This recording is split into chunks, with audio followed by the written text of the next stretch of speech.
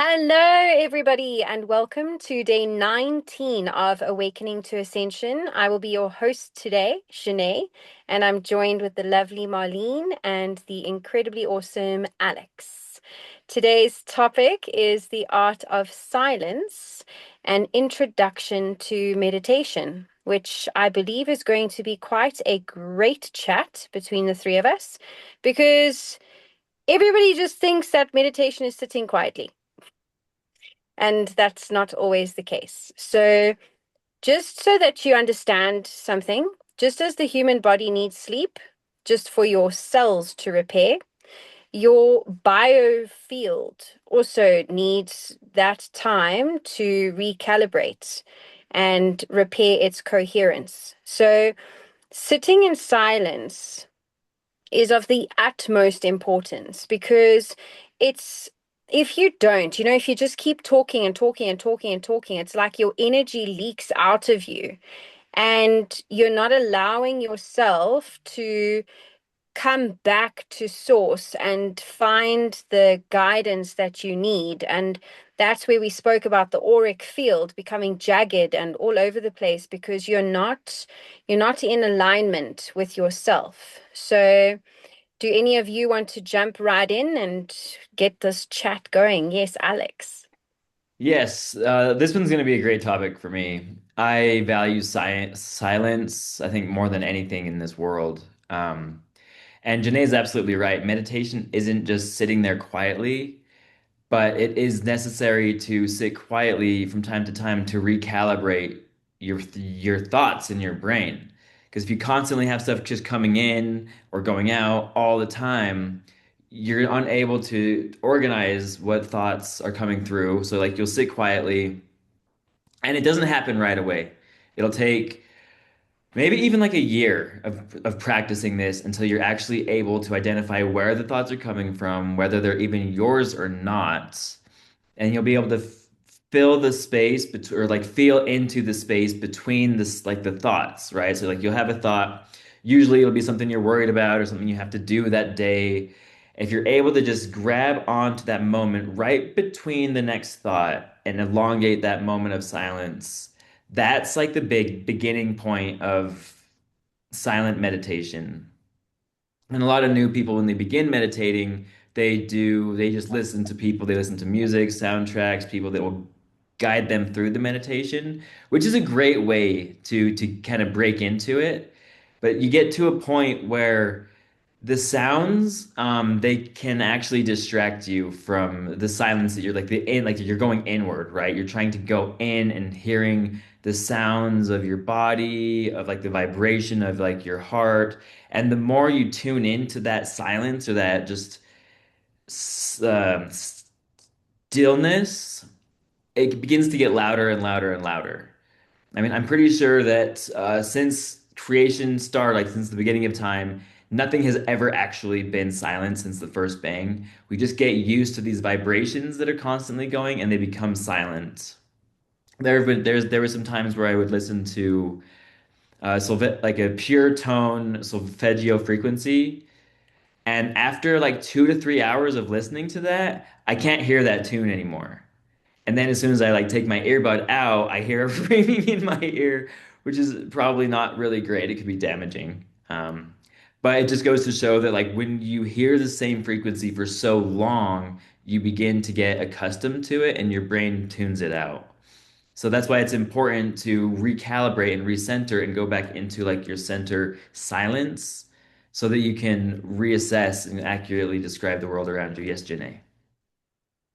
So I'd like to just also note the importance of sitting in silence and stillness the first thing in the morning when you wake up. So you've just come from a deep sleep state. So I think it was Simon Sinek that said, would you wake up in the morning and invite over 100 people into your bedroom and start chatting to them? No. You would not do that. You would not allow 100 people to come into your bedroom and literally sit on your bed and start like having a whole discussion with you.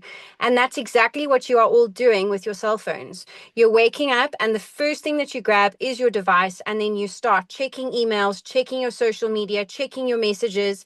And that is basically like inviting all those people into your bedroom. So, the first thing that you have to do in the morning is sit in stillness, sit with yourself and journal, dream, like whatever you've dreamt of. That's the state of being that is of the utmost importance. And that's where most of the clarity that you are seeking comes through. And something else I also just wanted to add is, with regards to meditation and the various types of meditation that one can do, you can sit in meditation. So you can sit comfortably with your legs crossed in lotus. You can sit on your haunches. You can sit on a chair, and you can lay down in shavasana, which is like resting pose. But that's a form of stillness or silent meditation, but there are so many other forms as well. It's sitting having a cup of coffee in silence, consciously drinking that coffee and tasting the coffee. It's consciously eating in silence. It's doing a walk meditation. It's walking in silence with your thoughts and having the answers come through, something as well that's really great to understand is when a thought comes, it's actually in the beginning and at the end of a thought, if that makes any sense. So if you think of something, that stillness between the one thought and the other thought is actually where the answer will come. Yes, Marlene. So, if we're talking about all of these things, things like walking meditation is absolutely beautiful. And when someone starts to meditate, it is sometimes an easier way to bridge what is happening within your body because your body is not understanding this thing about sitting down and sitting in silence. So, the walking meditation, especially when you are able to do it in nature, that makes a huge difference. And then you're calming your body, your nervous system, and you're actually lowering your blood pressure, which is very beautiful. So they say that the more meditation you do, or even 2 minutes of meditation, calms your blood pressure down more than actually listening to calming music.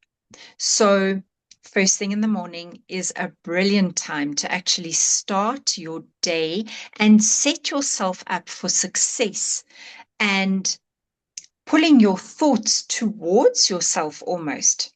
The nicest thing to actually do is to close your eyes and to just feel the breath coming in and out of your nostrils.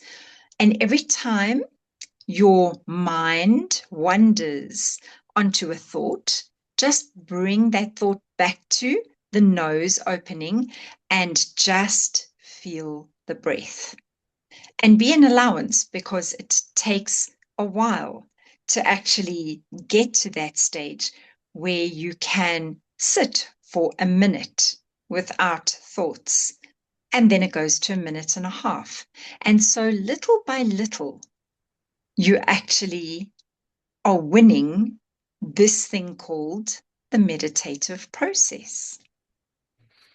Alex. Yes, I would like, you just reminded me of something that happens when, well, this happened to me when I first began meditating. It happens from time to time.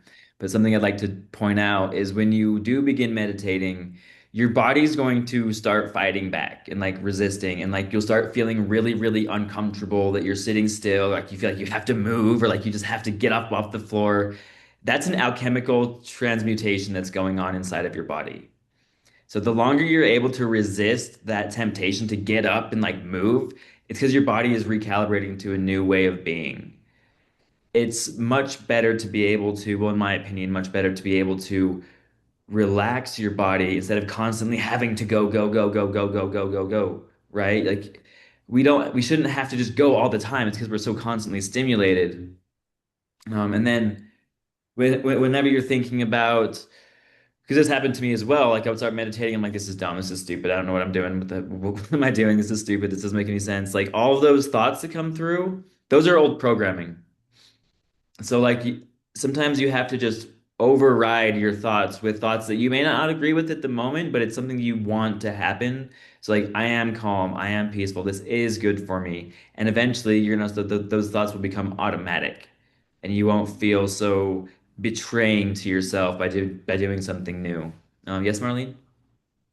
So those thoughts are also our egoic mind stepping in and trying to say to us, no, no, no, no, no, no, no. Don't be quiet. Carry on, get on the train. You've got so much to do. And so it's those diversions. And so we have to be a little more understanding of those thoughts and then just say, it's okay, that's fine. You can come and go, but I'm sitting here right now and I'm in stillness. So getting that hamster wheel to actually from the running to kind of like start to jog and then to bring it down lower and slower. And then yeah, every little bit helps. Every little bit helps. That's absolutely true. Janae, we lost you for a second. You're still with us? Good. She's still here. She's still Yes, with yes, us. yes. Sorry, sorry, sorry. So I just wanted to quickly add to touch on what Marlene said with the lowering of cortisol, which is your stress hormone when you sit in meditation. So it takes you out of that fight or flight mode and it puts you into a rest and restore. And it's so vitally important for us to come to that state of being because of the lives that we are currently living and experiencing here in the 3D earth and world and all of the things that come with it. So I just wanted to add that with regards to what she said. And then I just also want to say, people think that stillness is the no thoughts, like you're not going to have any thoughts coming into your mind. And that's the exact opposite. You have got hundreds and thousands and millions of thoughts running through your mind continuously throughout the day. You're not even aware of how much you're thinking. So when you are in a meditation, you close your eyes, think of the five senses. You're taking a sense away. So you're taking your sight away. So therefore, another sense gets heightened. So your hearing gets heightened, your sense of touch gets heightened. And that's why the thoughts seem so much louder in essence, because you've closed your eyes to the world. And when you also close that sense, that feeling in a meditation, I'm sure you will experience it over time, but it's these tingling sensations that actually occur throughout your body, which is so amazing because you can actually feel energy.